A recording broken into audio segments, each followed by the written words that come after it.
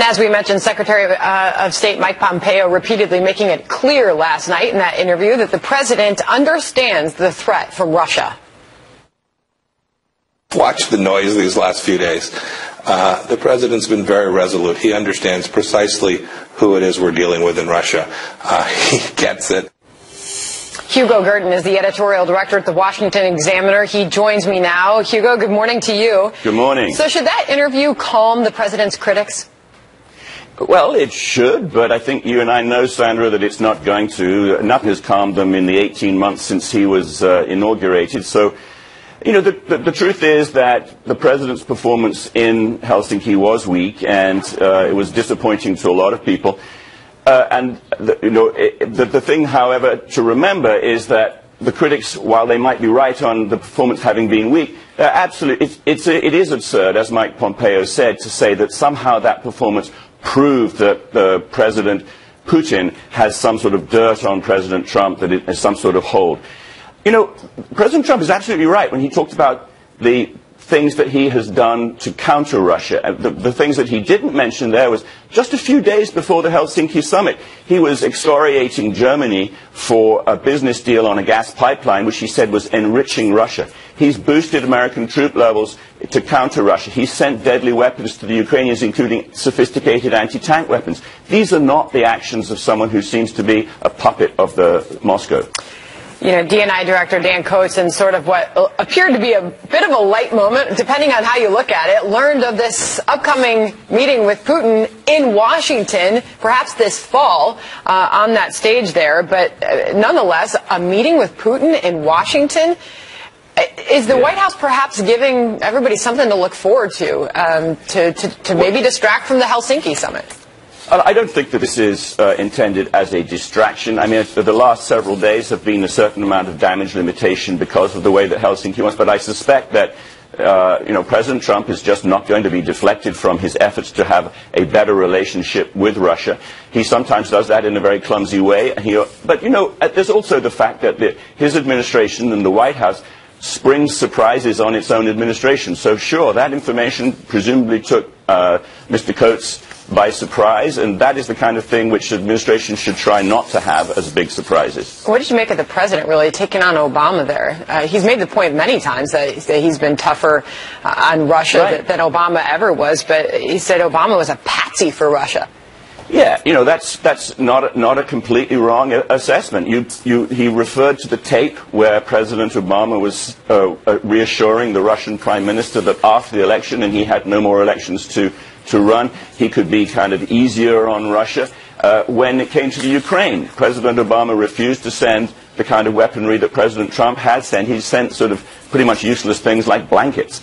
The truth is that President Obama was, in the way that in his actual policies, softer on Russia than Trump has been. The odd thing is that there's a big gulf between the rhetoric and the actions. With Obama, the actions were softer and the rhetoric was a bit tougher. With President Trump, there's been plenty of tough actions, but the rhetoric looks ridiculously soft sometimes. All right, the news will change quickly this morning with Mike Pompeo attending those high-level meetings at the UN. Thank you very much for your time this morning, Hugo Gerten. Thanks. Deputy Attorney General Rod Rosenstein defending the special counsel's indictment of 12 Russians for election meddling. Rosenstein pushing back against all those who say the move was political. Some critics argue against prosecuting people who live in foreign countries that are unlikely to extradite their citizens. I think that's a short-sighted view. For one thing, the defendants may someday face trial. Do not underestimate the long arm of American law or the resolve of American law enforcement. Let's bring in Virginia Congressman Bob Goodlatte, Chairman of the Judiciary Committee. Mr. Chairman, thank you for your time this morning.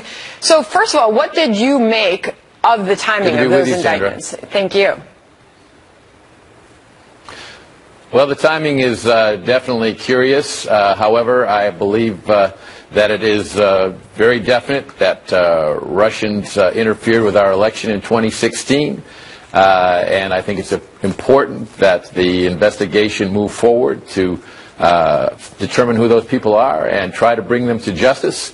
When you do it, you've got to be careful about what the foreign policy implications are and also the implications for U.S. intelligence sources in other countries around the world. We don't want to set a precedent that is going to endanger them with trumped-up charges against them. Well, he says that's a short-sighted view, and it's actually a good thing that these 12 Russians were indicted for meddling. What did you think of his defense of it? Mr. Rosenstein? Mm-hmm. Yeah, well, I think that the fact of the matter is that we, in our investigation, have said repeatedly from the outset that we do not want to in any way interfere with the investigation being conducted by the special counsel into Russian interference in our election. I will also say, however, that our investigation includes activities taken by the FBI and the Department of Justice in 2016 related to both the Hillary Clinton email matter and the so-called Trump-Russia collusion. That investigation was started in 2016, nearly a year before the special counsel was appointed, and we are in the process now of looking at all of those matters, and we're deeply concerned about how that investigation was conducted. And I should apologize to the audience. We do have a bit of a delay there, as you can see, a couple-second delay, but we'll try to get through it without much interference here. But, Mr. Chairman, if I could ask you about this big day yesterday, and that was involving ICE and Republican support of ICE with this vote passing in the House. But many of your colleagues just decided not to even have a take on the issue and just voted present. And I know you had some strong feelings about what that says about members in the House and not willing to vote on something and applaud the agents that are hardworking individuals that do work for ICE. Well, many of my Democratic colleagues in the House voted present, which I think is unconscionable. Here we have dedicated men and women who every day put their lives on the line. These are dangerous jobs, going after human smugglers, sex traffickers, drug smugglers, and people who are illegally entering the United States or are in the interior of the United States. And by the way, there are about 250,000 people who have been convicted of crimes other than being illegally present in the United States, who these ICE agents, and there are only about 5,000 of them, are assigned to go find and deport from our country. It's dangerous work. It's important work. It keeps us safe from drugs. It keeps our children safe. And for a candidate for office in New York whose views can only be characterized as socialist, who won a Democratic primary to call for abolishing ICE, and then to see so many leaders of the Democratic Party jump in behind her and say, oh, yes, we should abolish ICE, that was outrageous. So we said, you know what, you have legislation, we'll put it on the floor. And they turned around and said, no, we're not going to vote for that. So we decided instead to put a Republican resolution offered by Congressman Clay Higgins on the floor that celebrates ICE, that commends these brave men and women, and they had the temerity to vote present. That's just ridiculous. Well, I know your Democrat colleague in the House, Jerry Nadler, said that he did so because he said it was a stunt on the part of Republicans to even hold this vote, and that there are more important things to do. Is your party going to use this against Democrats in the midterm elections? Well, it is so important that we address a whole host of areas of immigration reform. One of those big areas is making sure that ICE has not only the resources but also the changes in the law necessary so that they can properly do their jobs. And Democrats have blocked us at every step of the way. Every immigration bill we've brought up, not a single Democrat has voted for them. And we've reached out, and we now have a new bill dealing with E-Verify and ag guest workers, where we have some Democrats joining us in co-sponsoring the legislation. So we're making progress in that regard, but I think the Democratic leadership is all about trying to demagogue this issue, and they did it with the ICE agents, and we had to call their hand on that. Chairman Bob Goodlatte, thank you for coming on the program this morning. Well, the A-team is ready to go. They're chatting away. Quiet down, gentlemen. Juwan Williams, Fox News political analyst and co-host of The Five. Tim Carney commentary editor for the Washington Examiner, and Bill McKern, Main Street columnist for the Wall Street Journal and former speechwriter for President George W. Bush. Good morning to all of you. Good morning. Welcome. You were chatting away. Anything I need to know before we begin? Teasing. I would never do that to you. All right, so now Trump says that he holds Putin personally responsible. We have heard this several times. This is still dominating the conversation, though, this week. Did the Secretary of State quiet his critics at all, Bill? I don't know if he's going to quiet his critics. Look, with Donald Trump going from A to B, there's going to be a lot of noise and thunder along the way. And look, even Donald Trump couldn't defend Donald Trump at Helsinki, and now we have the fallout where the administration's trying to look tougher. He's probably made it harder to lift sanctions or do anything more accommodating to Russia.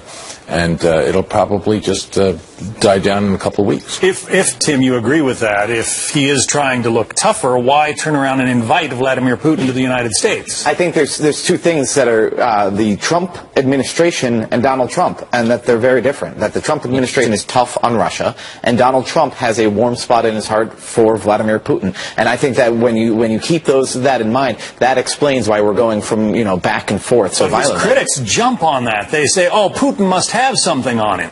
Yeah, and I mean, that's one explanation. I don't think it's the simplest explanation. I think that Donald Trump really does. Well, first of all, Barack Obama and George W. Bush were both sort of charmed by Putin, if you remember, looking into his eyes and seeing his soul, and I'm going to get more flexibility and we're going to press a reset. And with Trump, I just think he's even more charmed by Putin because he sees him as a strong man, and that's something that Trump values a lot. Juan? Well, I think to me, the heart and soul of the week is the idea that Donald Trump thinks that any acknowledgement of Russian interference in this election, in a sense, undermines the legitimacy of his election, and that he takes it very personally. I think we've learned Donald Trump sees things through his own lens, and the problem here is that there's an American lens. There's an American nation that wants to hear from the president that you're on our side. You're not standing with people who interfere in our democratic process. To me, it's been a very difficult week for the president, but I still note, as a political analyst, that plus 70, I think it's 79 or 80% of Republicans think he did fine in Helsinki. Well, I mean, what does that say to you? The people are just lined up with him, and they're not going to be moved, even by what I think is viewed, especially in the intelligence community, as very threatening and destabilizing to our country. Well, now we're left wondering what this second potential meeting with Vladimir Putin in Washington might look like. And frequent Trump critic, Senator Jeff Flake, he has this to say on if that meeting actually happens. Watch. I hope somebody else is in the room this time. I hope the White House gets ahead of it and lets everyone know what was discussed in that private meeting, because Russia will surely use it to their advantage. And put out their spin on it. Bill, he wants somebody else in that room this time. Yeah, I think we probably know one of the things that was discussed. The Russians are upset at the sanctions. It really bugs them, which tells me it's working. It's kind of the scene in The Wizard of Oz. Remember when the Good Witch says she wants those slippers really badly? There must be, they must be very powerful. So I think we're learning the sanctions do have a bite and so forth. But again, I think there's a lot of storm. Look, presidents classically make the mistake of overinflating the value of a personal relationship. President Bush had a very good personal relationship with Tony Blair when I was in the White House, but Tony Blair was democratically elected. Vladimir Putin's a different guy. And it shows you the danger of having a meeting without having the goals hashed out beforehand. Well, as Juan mentioned, President Trump doesn't seem to think much of his predecessor's approach to Russia. Listen to what he said on CNBC yesterday regarding President Obama. Look at the sanctions I've put on. Look at the diplomats I threw out. Look at all of the things that I've done. Nobody else did what I've done. Obama didn't do it. Obama was a patsy for Russia. He was a total patsy. Not very often you hear a sitting president refer to one of his predecessors in that way, Tim. Yeah, Donald Trump does not follow the norms that we used to have in American politics as far as that goes. But if he's trying to say that his administration is tougher towards Russia than Obama's administration, I think he's right. That Obama took a turn after the invasion of Crimea there, the marching into Ukraine, more or less. After that happened, Obama took a turn. But before that, he was very soft, very accommodating, looking for more, flexibility. And a lot of observers say that Putin may have felt that freedom to go into Crimea, to go into Ukraine, because he didn't think he'd get pushback from Barack Obama. Well, I think the question was whether or not he felt that the NATO alliance was in fact pushing against him, and he was making it clear that he viewed Ukraine, Crimea, as part of Russian terror. I think that a lot of Putin's ambition is to simply reestablish the former Soviet Union. But I would say in defense of President Obama that, remember, there was a great deal of upset over the idea of missiles and missile defense system being used by NATO, and Putin was objecting specifically to that at the time. And not only that, remember that after Obama finally acted, from my perspective, I think a little late in terms of Russian interference, he threw out Russian ambassadors and took away some of their land here in the United States. I'm going to jump in here because, as we have been telling you, Fox News Alert. Any chance this administration would actually entertain the idea of allowing Putin or anyone from his team to have the ability to question or have physical custody of people like our former ambassador McFaul or other DHS officials who have clearly been investigating things that are not beneficial to the Putin regime? None.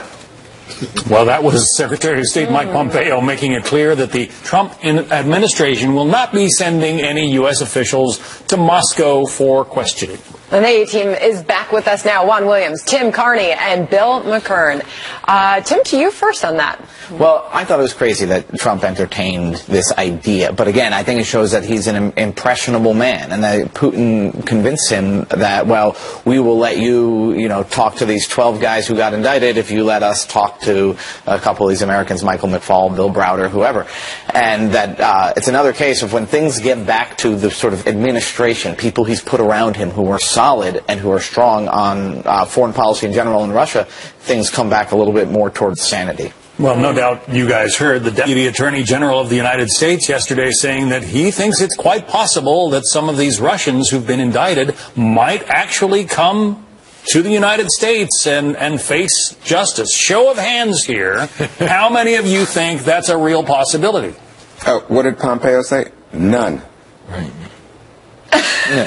So why is Rosenstein pretending that the Russians are going to be brought here to face justice? Look, I think the whole thing was a pretense. You could indict 200 people in Russia and they're not going to come here.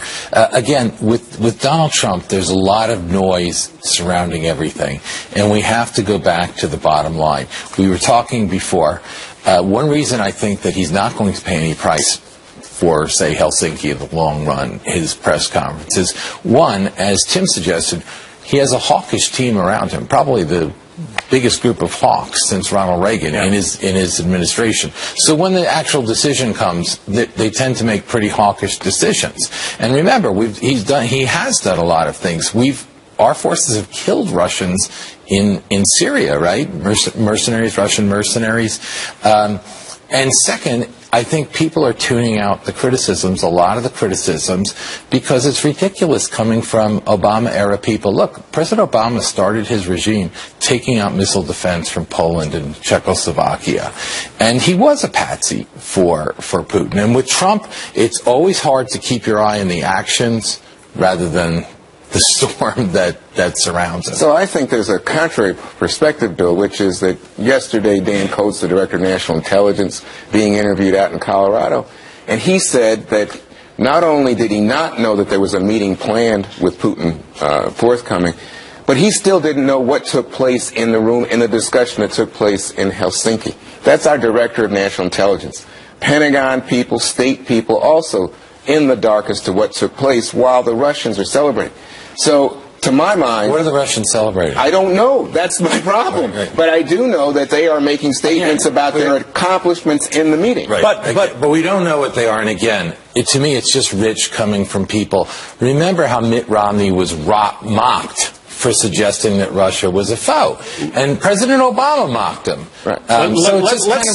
Let's refresh our viewers' memories on that exact point, because we have that moment from the debate in 2012. In the 1980s are now calling to ask for their foreign policy back because the Cold War's been over for 20 years.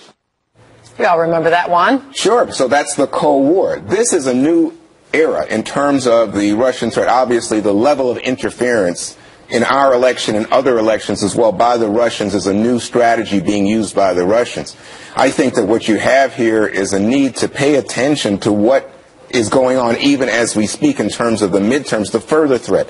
But I understand why conservatives point to this moment with Obama and say, well, Obama was clearly wrong. Mitt Romney, by the way, even as he was critical of President Trump, referred back to this just recently and said, oh, how wrong was Obama? But again, I think at that time what you're talking about is Al-Qaeda, ISIS, the terrorist threat, increasing pressure from the Chinese, and Russia is properly described often as, a state that's basically a gas station. It has no strong economy, but it does have nukes. Well, as the president continues to tout his meeting over there with Vladimir Putin as a success, here at home, The New Yorker, if we can throw the cover up here, it's depicting the president falling face down after falling from the escalator. And Matt Drudge has taken this on, posting a rare tweet from his personal account yesterday morning, accusing the left of wishing physical harm, even death, on President Trump. He tweeted out, this is evidence of the left's continued fetish for Trump's physical harm / death. He says it is stunning, Juan. I've seen, what is that, some comedian who had his head cut off, right? And of course we had Kathy Griffin, right? The play out in Central Park, in which he was, again, ends up dead. But I don't know. I've not seen this pattern before. I guess Matt sees it as something threatening or a fetish, as he describes it.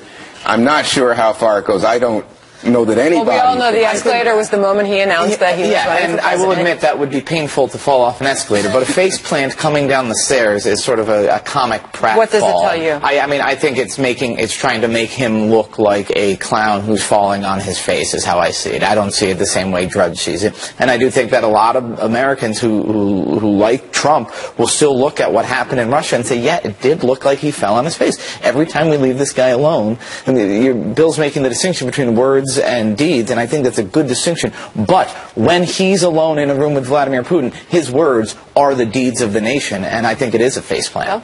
Yeah, no, I think George is right about the point. I mean, it's amazing to me how mainstream some of the death imagery of Donald Trump is. I think that's just a fact of the world we're living in. And if you went on to Twitter and some of the really obscene and disgusting things, like I worked for George Bush, I saw a lot of anti-George Bush stuff like this. What's amazing to me, again, is how it's not so much the fringe, but it's the mainstream.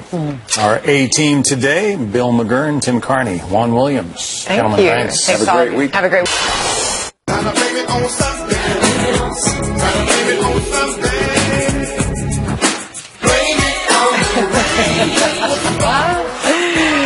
Oh, yes, I love this time of the morning because it means Charles Payne is here and we get some good tunes. President Trump once again breaking with political tradition, ripping into the Federal Reserve. Watch this.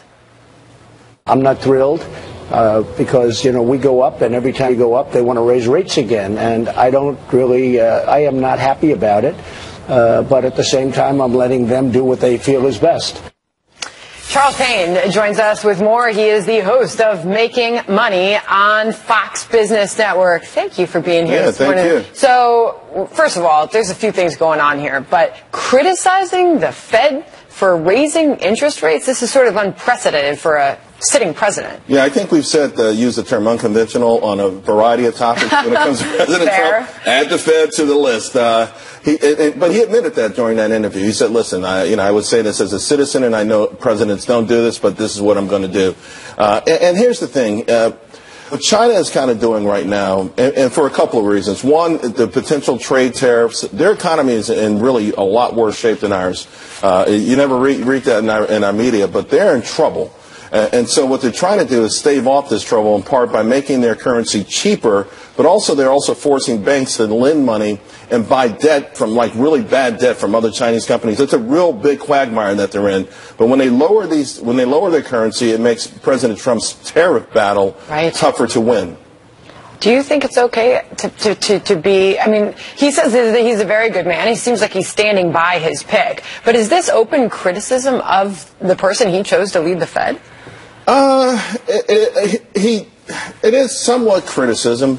By the same token, he did make positive comments about Jay Powell, and I really don't think Jay Powell is going to be swayed by President Trump's comments. I will say Wall Street has a way. Wall Street itself has always tried to intimidate the Federal Reserve. In fact, the first time Janet Yellen raised rates, the market had the worst, 2-week period. It started the year like it crashed, and I thought that was Wall Street's signal to Janet Yellen: don't raise rates anymore. At least make sure you don't do it. And so, that happens. It's not, you never hear a president talk about it. But the strong dollar, though, is an issue right now in the midst of all of this. Let me tell you guys, last week when the S&P company started reporting, 12 companies, the most by far, mentioned that the strong currency was a negative. Only one company last week mentioned trade tariffs negatively. Only one. And that was Lennar, a home builder, because lumber prices have gone through the roof. Yeah, well, this president built his fortune as a construction executive, basically. He lived and died by interest rates back in the day. So I think there's probably a naturally reflexive tendency to not like higher interest rates. And he also understands the rates, the relationship between interest rates and the dollar, and what he's trying to achieve with China and to get us a fair trade deal. So he understands all of that. The question this morning is, should he have said it publicly? The White House did issue a statement after the fact emphasizing that the president did not mean to influence the Fed's decision making, but it did move markets, right? Sure. And this morning also he put out a couple of tweets, and the dollar did pull back a little bit. And look, we were down 130 points before the open, and now you can see we're actually higher. So I think we'll start to focus more on the fundamentals of this economy and corporate earnings, which have been absolutely phenomenal, particularly those names and those heartland names, the names associated with work. They've done extraordinarily well. Stanley Tool Works is up big today. Centos, the uniform maker. By the way, I recommended that as a Trump stock in November of 2016. And how much is it up? 82%. Yeah. That's right.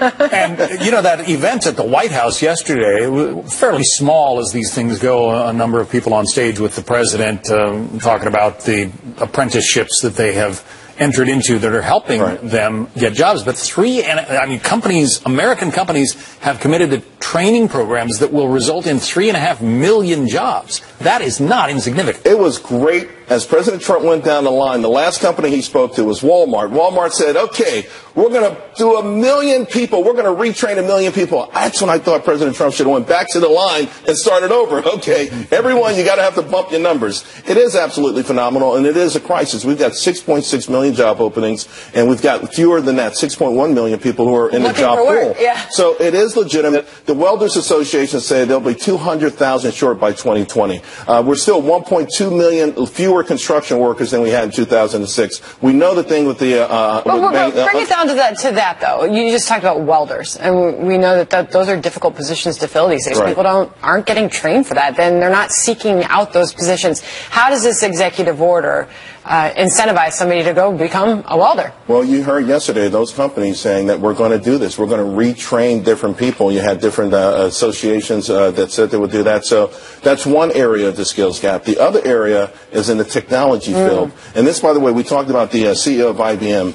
She coined the term new-collar jobs. You don't need a college degree, but you need more than high school. Let me tell you, on their website, these are new-collar jobs that IBM needs people to fill. Application developer, systems administrator, data center technician, project manager, software engineer, designer, technical support representative, security analyst. That don't need a college degree? Right. They just need a little bit of training, and they can get these great paying jobs. It's a great thing. We'll see where it all goes. Charles Payne, happy Friday. Thanks a lot. Thanks for being here. All right. Howie Kurtz is a Fox News media analyst, host of Media Buzz, and author of Media Madness, Donald Trump, the Press, and the War Over the Truth. Howie, good morning and happy Friday to you. As you were looking on at that moment, what did you think? It was a remarkable television spectacle to watch the very sort of low-key, soft-spoken Dan Coates ever so gently criticize his boss, but also, as you just showed, to find out in real time from a journalist, NBC's Andrea Mitchell, that his boss, Donald Trump, has invited Vladimir Putin to come here to Washington in the fall and not know about that. It really underscored what's becoming a growing media narrative that President Trump does not consult with his top national security officials and says and does whatever he wants. Do you think there was a strategy there? I think that, this is a president. Look, he's the one who won the election. He can do whatever he wants. But the media are going haywire over this because it's so rare to have anybody who is in the Trump White House on the payroll, even offering the most gentle criticism, such as, I would not have recommended that they have that one-on-one meeting with only the translators with Putin in Helsinki. And I don't know what happened in that meeting. This is the director of national intelligence. Now, Sandra, the Washington Post reporting this morning that at first, the White House was concerned that Coates might quit after Helsinki, and so President Trump singled him out for praise in an interview with CBS. But now the reports are the president is furious over what happened there in that forum in Aspen, and that his job might be in jeopardy. One of those reports is the Washington Post piece yesterday published this. Inside the White House, Trump's advisors were in an uproar over Coates' interview in Aspen, Colorado. They said the optics were especially damaging, noting that at moments Coates appeared to be laughing at the president, playing to his audience of the intellectual elite in a manner that was sure to infuriate Trump. Coates has gone rogue, said one senior White House official who spoke on the condition of anonymity to provide a candid assessment. Howie.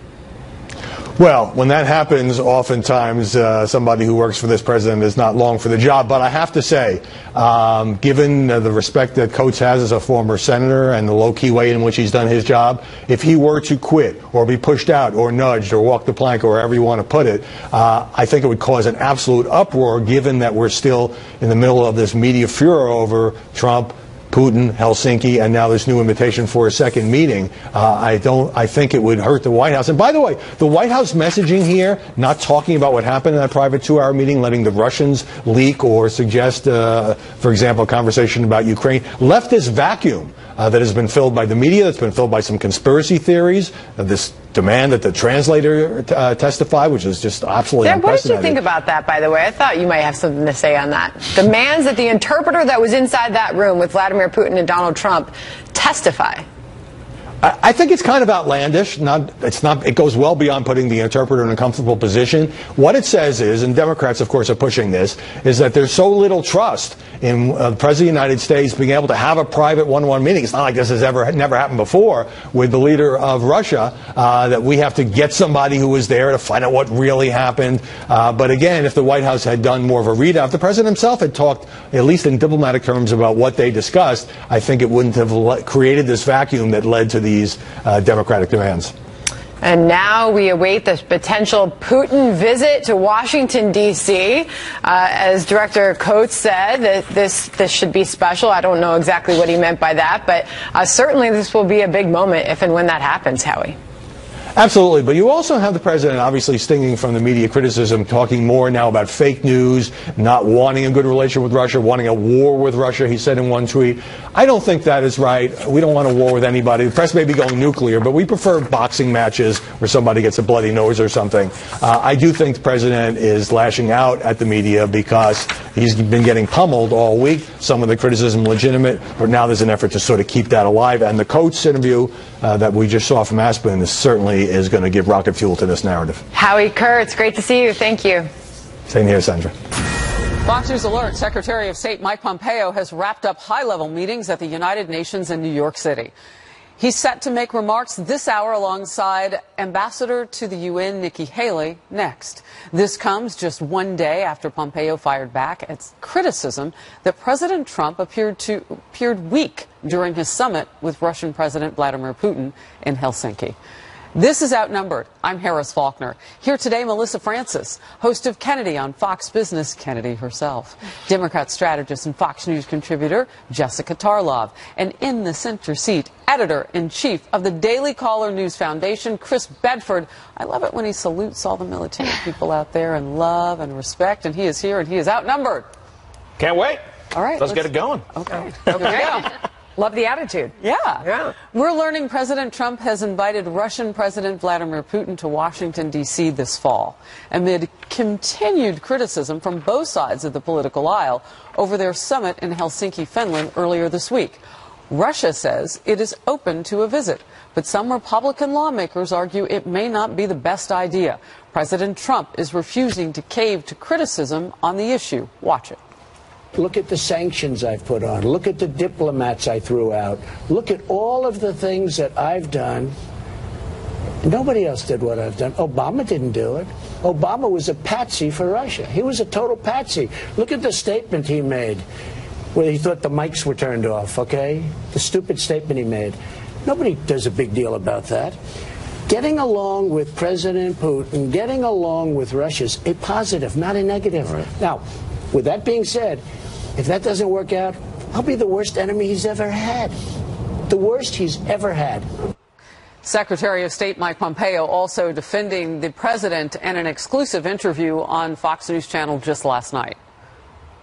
What do you make of the assessment? Our president appeared weak standing next to President Putin in Helsinki, and even allegations by lawmakers that he must, quote, have something on our president for him to be acting this way. I think those allegations are absurd. This administration has been relentless in its efforts to deter Russia from its bad behavior. We inherited a situation where Russia was running all over the United States. These last few days have been, frankly, more heat than light. Democrats are continuing to go after the president on the issue. Here's Senate Intelligence Committee Vice Chair Mark Warner. Trump got played.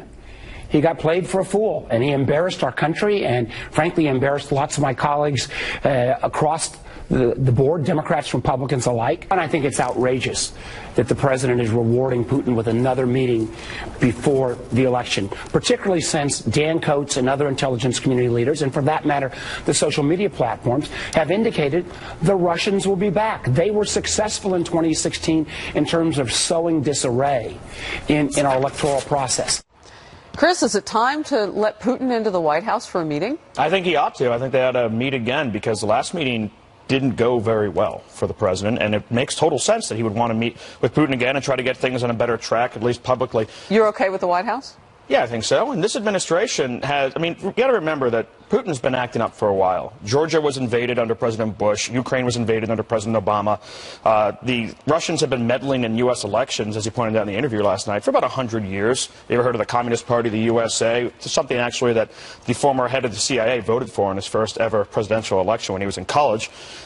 They've been causing trouble, and the things that Russia really doesn't like is getting its compound shut down in the U.S., getting sanctions added, getting ambassadors expelled, getting lethal arms to Ukraine, getting missiles back to Poland, getting natural gas to Europe, getting our energy markets deregulated, and getting a stronger NATO. These are things that are really bad for Putin, so I'm not sure how this president's been a great help to Russia. Yeah. Jessica, I see it's interesting that folks are making a very big deal out of this, because Putin visited the White House, of course, in 2005. President Obama had Medvedev there to visit as well. If we can't, knowing that someone's coming, if we can't defend the White House, that's, would be really embarrassing for our own security. I can't imagine that's really the case. I'm sure the intelligence community members now are on high alert, and we saw the video of Dan Coats being informed by Andrea Mitchell yesterday that Putin had been invited to the White House. He had no idea, and I don't know who else in the intelligence community did know. I think that should certainly be more coordinated, and it is a threat. I think the timing, I totally take your... to have him there at the White House? Was it a threat when he was there before? Is it a different threat now? I think that it's a different threat on two levels. First of all, we're talking a lot more about Russian meddling than we were before. That doesn't mean it didn't happen before, but we're certainly more actively talking about it. Second of all, it's a PR threat for the president and the Republican Party more generally. I don't think going into the midterms that they need to have a potential reboot of what happened in Helsinki, where people on both sides of the aisle were extremely upset with how President Trump behaved, at least in public. We don't know what happened behind closed doors. I don't know why that can't wait until after the midterms, especially as we've seen, Rod Rosenstein release their plan for how they're going to combat Russian meddling in the 2018 election. We've heard from Mike Pompeo that they're coming for us again. So why the rush? Yeah. Kennedy, I mean, it's interesting to hear talk like that, and, you might want to be careful before the midterms. I heard heard somebody else say earlier, you know, the American people want to hear the president say that he's on our side, not on Russia's. And it's interesting hearing, you know, talk like that, which to me seems a little ridiculous from the left, from the same people that have criticized the president.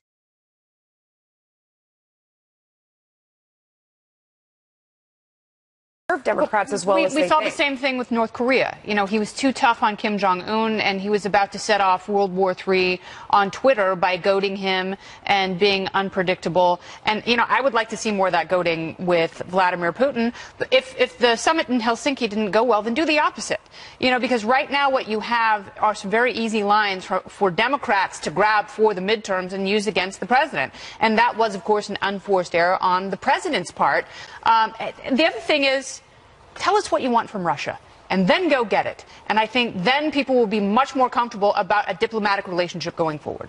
All right, Fox News Alert are going to break in with breaking news. We have learned via the New York Times reporting, so this is their reporting, that the president's former personal attorney, Michael Cohen, recorded Donald Trump talking about payment to former Playboy model Karen McDougal. This was about 2 months before the presidential election, in which they had discussed these payments to a former Playboy model that I just mentioned, and apparently other women, according to the New York Times reporting. Now, the president's current personal attorney, Rudy Giuliani, is already on the record having said that those conversations did in fact happen, and that there are recordings of the president discussing the payments with Cohen. However, there were no payments that were actually made that they had talked about. By the way, the FBI seized the recording this year during a raid on Michael Cohen's office. Remember, they went to several locations in those raids, and one of them was his office. The Justice Department says it is investigating Michael Cohen's involvement in paying women to tamp down stories that were negative about the president pre the election. Yes. Yeah, I just want to bring out one piece from, and again, as we say, this is the New York Times reporting. Absolutely. They are quoting Mr. Giuliani saying nothing in that conversation suggests that he had any knowledge of it in advance, meaning the payment, Giuliani said, adding that Mr. Trump had directed Mr. Cohen that if he were to make a payment related to the woman to write a check rather than sending cash so that it could be properly documented. This is supposedly in the conversation. Again, we haven't heard this. This is New York Times reporting. Go ahead. Mr. Cohen's attorneys have discovered that the recording was part of their review of the seized materials and shared it with the president's lawyers, according to 3 people who were briefed on the matter. Chris, you know, this has been kind of out there and talked about because you had people like the attorney for Stormy Daniels, Avenatti, saying that there might be a recording. Yeah, I mean, you've got people kind of... Candidate. Well, you've got people... Is that what he's saying now? Yes. The people on the periphery, the edges of this reporting, obviously saying some different things. But now this evidence, and Giuliani says, yes, the discussions on tape happened, but payments to multiple women, apparently, no. And then you add in what Melissa just said. I don't think that there's any real question that the president in his past life as a businessman in New York went to great lengths to keep his life private and to keep things quiet, especially later on. My wonder, the big problem for him is going to be, was this anything to do with election funds? That would be major. I don't think, it doesn't seem like it is. We don't have any evidence so far that it is. And the second question, which could be more major, is did he know this recording was made by his personal attorney and stored in his office before the FBI seized it? And if he did know that at the time that it was made, how many more of these personal conversations between a client and his lawyer were recorded that could come out? Has Michael Cohen been recording the president the whole time? Well, the reporting suggests that this is the only one, but that's a question for the attorneys. I don't know if either side has said that publicly, whether or not that's the case. But, you know, in all of this, you say that it matters when the president knew about this. Why? I think the main thing that would matter is if he used campaign funds to do this. Did he break law? Did he misuse donations as opposed to using his personal money? That would be where the president would get in trouble with anyone other than his family. All right. Jessica? Well, we were talking about this a little before the show started, and I completely agree with Chris that the legal issue here is going to be whether campaign funds were misused. Everybody knows that the president has cheated on previous spouses. We're not sure about Melania at this point. And that's been accepted. We all heard the Access Hollywood tape, and millions of Americans still went out and voted for this man. So that's not going to shock anyone here. And I don't think that Michael Cohen being a bit of a dirty dealer is also going to shock anyone. So we have to see what happens with the campaign funds issue. And as we were discussing Harris, you know, there were 1 million documents or something like that available. Well, I don't know the number of them, but there were many more than they actually took. So whether this will be a continuing process or not, and then whether this is Michael Cohen making a final plea for a pardon in the end of this. I want to step in with this. So Rudy Giuliani, again, the president's personal attorney, confirmed in a telephone conversation on Friday, so this was today, that Mr. Trump had discussed the payments with Mr. Cohen on tape. These are his words, but said that the payment was ultimately never made. He said the recording was less than 2 minutes long and demonstrated that the president had done nothing wrong. And there's nothing more to it. If the payment was never made, and if that turns out to be true, then there'd be nothing more to it. Can you imagine stopping someone at the polls who was going to vote for President Donald Trump and saying, what if I told you that Donald Trump dated the Playboy model? Do you think that's going to change a vote really anywhere? And it might actually hurt him with suburban women, because that's where the president has actually been. I can't wait for Kennedy to respond to this. Kennedy? No, I think you're absolutely right, because there are so many known factors about Donald Trump. He's not a politician. These are things that, you know, people may find exasperating, but I don't know how much that moves the needle in terms of what's more important to people, which, you know, it does all go back to the economy. And the other thing, if you can't trust your cleaner, who can you trust? If you can't trust the wolf. I knew it was coming. And what is Michael Cohen's motivation? Is this his own insurance policy to make sure that if he's ever in deep yogurt, he's got a way of flipping on the president to get this is a man with that billion in his pocket? Who voluntarily, meaning on his own behalf, messed up to the fact that the judge said, really? You only have 3 clients? Let's get all of their names on the record. And that was why we exactly learned who his clients were, because he volunteered the information and then I guess made it look like later, or at least tried to, that that was something that he was pressed into. It's a complicated situation. When the Wall Street Journal revealed the existence of the payment days before the election, Mr. Trump's campaign, then Mr. Trump, now president obviously, campaign spokeswoman Hope Hicks said, we have no knowledge of any of this. She said Ms. McDougal's claim of an affair was totally untrue. So you do have some going back and forth about the payment. Well, it said, although, I don't know, I mean, we're reading through this as everyone is, but yeah, it this sounded is fresh like to us. He said they discussed a possible payment and said, if you do it, make sure you use a check so that there's a record of it. It doesn't and say then the Wall Street Journal happened. But right, Michael and then the Wall Street Journal says existence of payment. So we don't know if the president knew that it happened or not. We also have heard a version of the story where Michael Cohen paid out of his own pocket and then to be repaid by the president. So that was one iteration of this. But Rudy Giuliani in previous interviews has copped to the reality of this. And he said, yeah, and there are many other women to come. And then he had to backtrack on that. You remember when he first started and he was going on TV every day messing up. So But that doesn't contradict this. No, I'm just saying we've heard so many different versions. But that's not a different version. That's the same version. It is a different version that he actually made these payments, because Giuliani is saying here that they just talked about the payment, but the payment wasn't made. Whereas obviously Michael Avenatti and Stormy Daniels say the payment was made. Who here would actually hire Avenatti or Michael Cohen after the last 3 months? Well, Avenatti Michael is Cohen's a little busy right now. If with I an were investigation. rotting in a Turkish prison and with necrotic limbs and perhaps had hours to live, I'd still be going through the Rolodex. I'd hire Rudy. Yeah, no, with your teeth, because your limbs would not be working. That'd be tough. Yeah. Wow. So, you know, as we learn this information, though, and it is interesting what you say, if it ties to nothing that is criminal or illegal or any of that, what is this exercise that we go through at this point? What is this about? We've just... That's a great question. Democrats, I think, have been pushing this a lot. Some Republicans have been pushing this a lot. They're trying to double down on the character attacks on the president. They didn't seem to work before. If the Access Hollywood tape didn't change people's minds, I don't think that dating the Playboy model will. So the only real question for him now is it going to be illegal? But again, it's worth looking at the polls here, because if you look down at a lot of the places you'd expect the president's poll numbers to be doing badly, Hispanic rural areas like along the Texas border, for example, they're not really changing. He's actually doing fine. He is doing badly amongst suburban white women, college-educated women, married women. That is not good. So the suburbs are where he's hurting. I think it actually maybe have something to do with one, his style, his rhetoric, how brash he can be, and two, this steady stream of accusations of infidelity. I mean, no one likes to hear that. You know what would help? You know what would help? There's one thing that would help. A stronger Stop economy? Cheating on your wife? No. Yeah, Talking Melania, about a if you stronger Melania should economy. have another baby. Oh my goodness. Get a dog. Okay, so But bring dog, I it think, would back to about the a serious stronger here. economy, Yeah, right? talking about a stronger it's economy. so absurd, though. I mean, it's hard because obviously there's so much misdirect here, and we do, like, Harris is absolutely right. Where does this take us? Where do we go from here? These are things that we already knew. People who hate the president, they're going to continue to hate the president. People who support the president, no matter what, this isn't going to change their opinion at all. We've got because the number one thing on surveyed lists of people of all political stripes out there is health care coupled with the economy. Right.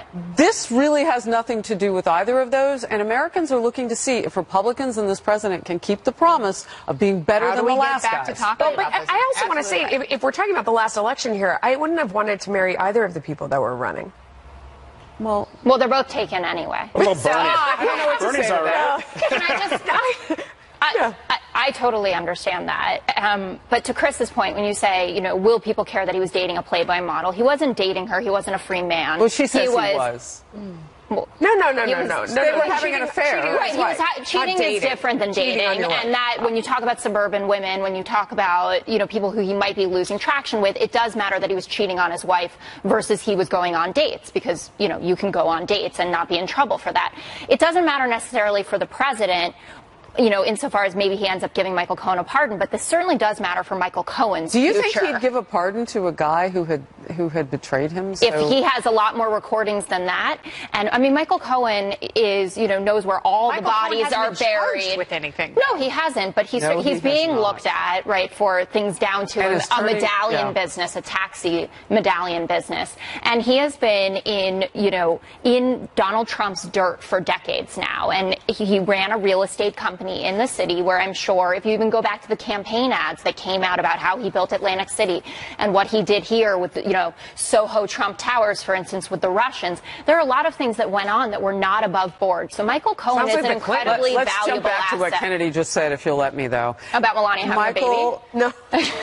No. Michael Cohen has not been charged with anything. Yes. So what would the point be? To put pressure on somebody who's close to the president? No, this is just one of those fantasies that Democrats like to manufacture, that the president is going to wake up in an impulsive Twitter fit and pardon everyone who's ever been convicted, who's a friend of his, or who might one day be convicted of something. He's going to do like a series of 70,000 preemptive pardons. And, you know, it's this sort of baseless hysteria that gets us not only so sidetracked, but gets us fighting about really stupid things when we need to keep our eyes on healthcare and the economy. That's what the American people say they want to talk about. And that's what will get them to the polls in November. Okay, giddy up. Here we go. They are talking about North Korea. Secretary of State Mike Pompeo and U.S. Ambassador to the United Nations Nikki Haley at the United Nations here in New York at this time. Will they take questions? They're also expected to talk about reform ahead of the General Assembly. But, of course, the Trump-Putin summit, will they be asked about that? Let's watch and listen together. Are diminished. Right now, North Korea is illegally smuggling petroleum products into the country at a level that far exceeds the quotas established by the United Nations. These illegal ship-to-ship transfers are the most prominent means by which this is happening. These transfers happened at least 89 times in the first 5 months of this year, and they continue to occur. The United States reminds every UN member state of its responsibility to stop illegal ship-to-ship transfers, and we urge them to step up their enforcement efforts as well. We must also crack down on other forms of sanctions evasion, including the smuggling of coal by sea, smuggling by overland borders, and the presence of North Korean guest workers in certain countries. North Korean cyber thefts and other criminal activities are also generating significant revenues for the regime, and they must be stopped. President Trump remains upbeat about the prospects of denuclearization of North Korea. So do I, as progress is happening. It is the Trump administration's hope that one day the DPRK could be in our midst here at the United Nations, not as a pariah, but as a friend. Imagine UN Security Council meetings in which the DPRK nuclear and missile programs were not the agenda time and time again. We'll be able to focus our energy on so many urgent problems that face our world. I believe this reality is possible, and so does President Trump. But it will take full enforcement of sanctions for us to get there. It will also take Chairman Kim following through on his personal commitments that he made to President Trump in Singapore. The path ahead is not easy. It will take time, but our hopes for a safer world for all of us and a brighter future for North Korea remains our objective, and that hope endures. Thank you. Ambassador Haley. Thank you so much, and I'm very grateful to my friend Secretary Pompeo for coming out and meeting with the Security Council today. This is what we know. 18 months ago when I came in, our biggest concern was North Korea. Everyone was wondering when that new test was going to happen. Everyone was wondering when the new threat would occur. And the entire international community knew something had to happen. It was a Herculean task by the Security Council to pass 3 massive sanctions packages, getting rid of all exports, 90% of their trade, 30% of their oil, expelling all labor workers and scheduling that down, making sure all joint ventures stopped. All of that, combined with the international community coming together and expelling diplomats and stopping communication, and with the president's tough stance, all of that was really the combination that brought North Korea to the table. Now, North Korea and the U.S. have started to have talks, and as those things are happening, we and the Security Council and the international community have to support those talks. And the best way we can support those talks is to not loosen the sanctions. And what we have been seeing is certain countries wanting to do waivers, certain countries saying let's lift sanctions, certain countries wanting to do more. And what I appreciate Secretary Pompeo coming up, and what we continue to reiterate is we can't do one thing until we see North Korea respond to their promise to denuclearize. We have to see some sort of action. And so until that action happens, the Security Council is going to hold tight. The international community, we ask you to hold tight as we go forward. The problem that we are encountering is that some of our friends have decided that they want to go around the rules. You saw that there was violations of the oil ban. We have, as Secretary Pompeo said, seen 89 times where that has happened. We have photographs of proof of ship-to-ship transfers. And our friends, what we decided was let's come together and let's make sure that this stops. So the U.S. put yesterday a halt to all additional refined petroleum shipments to North Korea. China and Russia blocked it. Now, for China and Russia to block it, what are they telling us? Are they telling us that they want to continue supplying this oil? They claim they need more information. We don't need any more information. The Sanctions Committee has what it needs. We all know what's going forward. We put pressure today on China and Russia to abide and be good helpers through this situation and to help us continue with denuclearization. And so I think this was a day of very frank talk between the Secretary, the Foreign Minister of South Korea, our Japanese friends as well as the Security Council, to say if we want to see success, we have to see a response from Chairman Kim, and we have to continue to hold the line until that happens. And so, very successful day, again promising that the Security Council has remained united and continuing to put pressure on our members to not fall through on that process. Thank you. Mr. Secretary. Mr. Secretary, the UN Ambassador Haley mentioned that Russia isn't being all that helpful when it comes to sanctions enforcement. The President mentioned after his meeting with President Putin that President Putin was going to help on North Korea. Is Russia reneging on an agreement that it made with the President? And what else did the two presidents agree to when they met? So, enforcement of sanctions is a continuing process. There are many places where the Russians have been helpful. Certainly since the very beginning at the time of the UN Security Council resolutions, the Russians have done many things to enforce these sanctions, and we're deeply appreciative of that. What we need now, though, is we need to continue that. We need to make sure that the world doesn't begin to see this. This is not an American demand for the North Koreans to denuclearize. It is the world's demand, and we need the world to continue to participate. And so where we find issues where any country, whether it's Russia or another one, not doing their part to enforce it, we're going to make sure that we provide the information to them so they can all see it and the world can see it, and we're going to demand that every country in the world do their part. Just following up, Mr. Secretary, on a question about Russia, because that's kind of what everyone in Washington is talking about today. Why is it a good idea for the president to invite Vladimir Putin to the White House? What does the U.S. have to gain from that visit? Yeah, I'm happy that the two leaders of two very important countries are continuing to meet. And if that meeting takes place in Washington, I think it's all to the good. Those conversations are incredibly important. We have our senior leaders meeting all across the world with people that we have deep disagreements with. It is incredibly valuable to the people of the United States of America that President Putin and President Trump continue to engage in dialogue to resolve the difficult issues that our countries face between each other. I think this makes enormous sense, and I'm very hopeful that that meeting will take place this fall. And final question, Michelle from Reuters.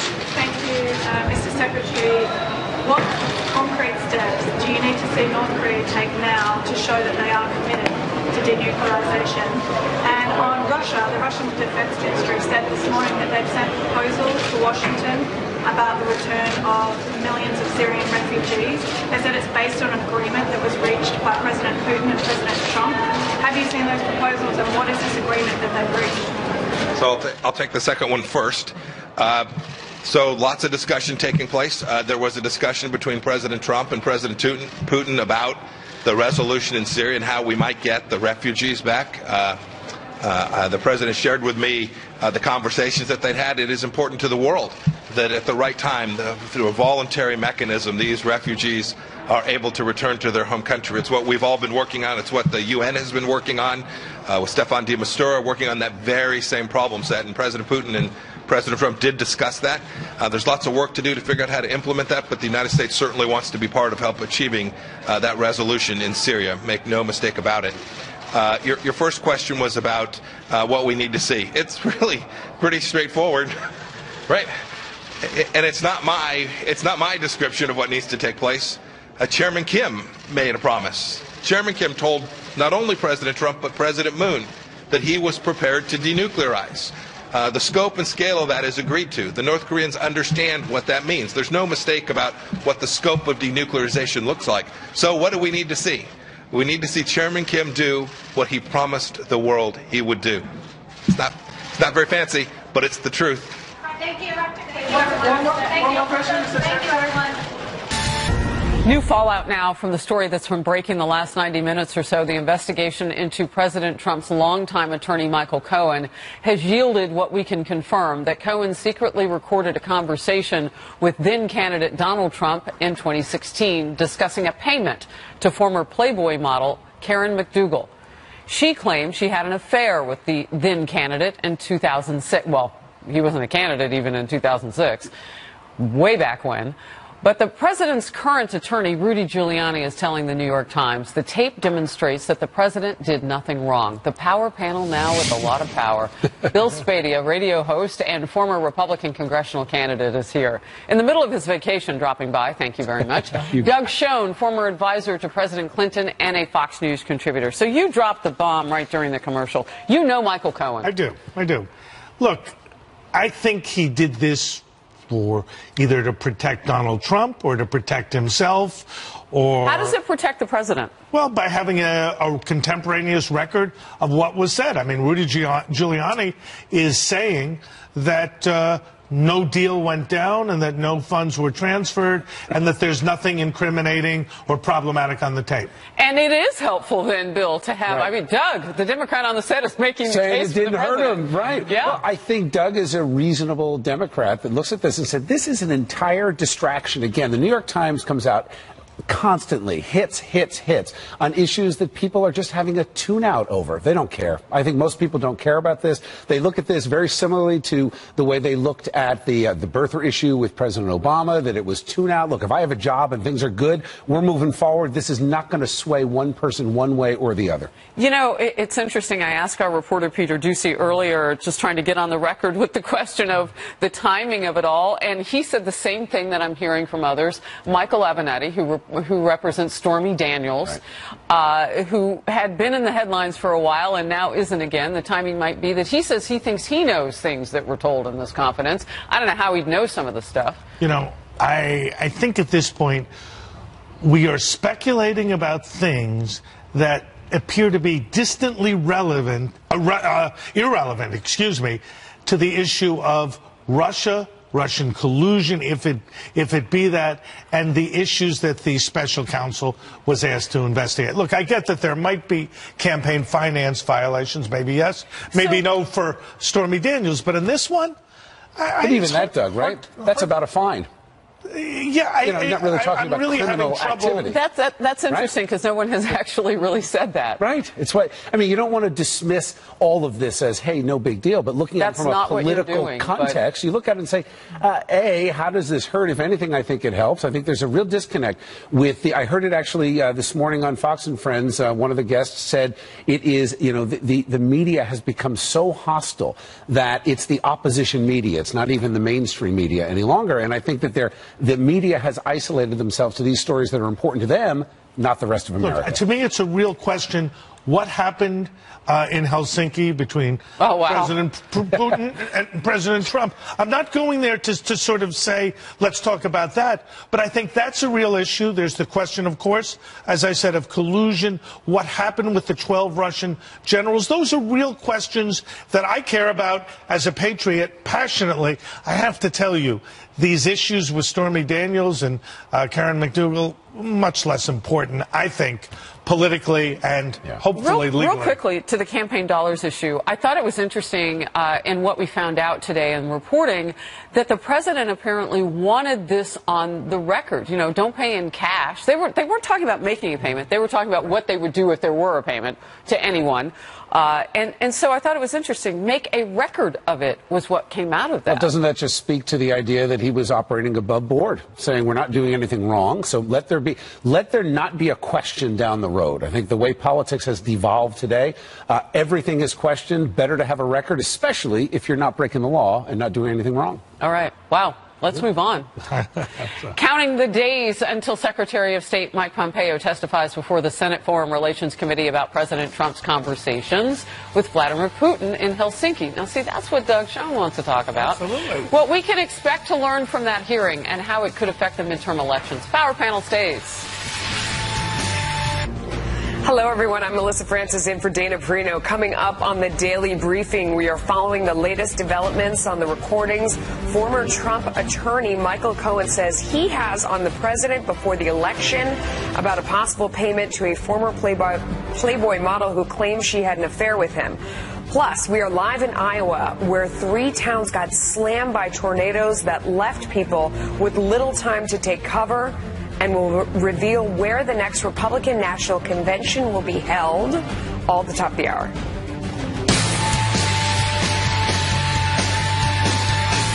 Secretary of State Mike Pompeo is set to testify before the Senate Foreign Relations Committee next week. And we have learned President Trump has invited Vladimir Putin to Washington this fall. We know that, despite heavy criticism of their recent summit in Helsinki. Secretary Pompeo firmly defended the president's negotiations with Putin earlier today. Watch it.